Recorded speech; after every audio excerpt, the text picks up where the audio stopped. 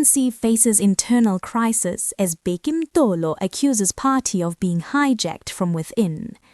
Former African National Congress KwaZulu-Natal Secretary Mtolo has delivered a scathing critique of the party's internal renewal process, warning that the ANC is being deliberately weakened by its own leaders and is facing an existential crisis from within. Speaking at a Christmas gathering he hosted for elderly community members over the weekend, Mtolo said the ANC's renewal project has been hijacked by the wrong people, who are, in his words, systematically destroying the organization.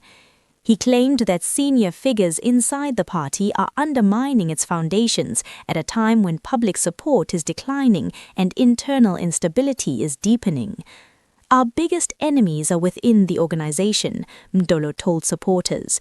The ANC is being attacked from the outside and from the inside. You must be strong and fight for the ANC. In a striking revelation, Mtolo announced plans to publish a book in 2028, which he said will expose the internal forces weakening the party.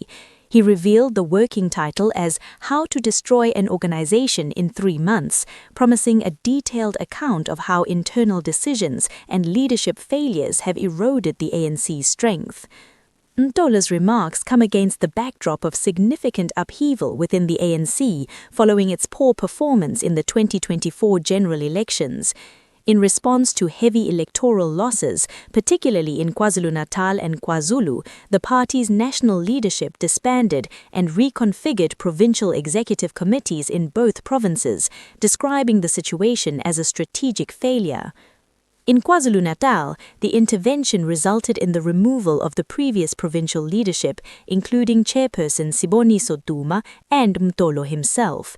Veteran ANC leaders Jeff Radebe and Mike Mabuyakulu were subsequently appointed as convener and coordinator to stabilize the province and rebuild party structures.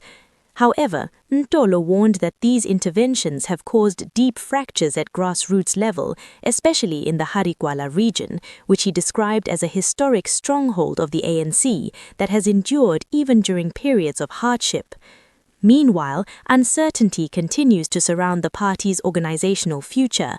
Although the ANC announced weeks ago that preparations for the 2026 local government elections were underway, those plans were abruptly disrupted after Secretary-General Fikile Mbalula indicated that interim structures in both KwaZulu-Natal and Gauteng could once again be dissolved.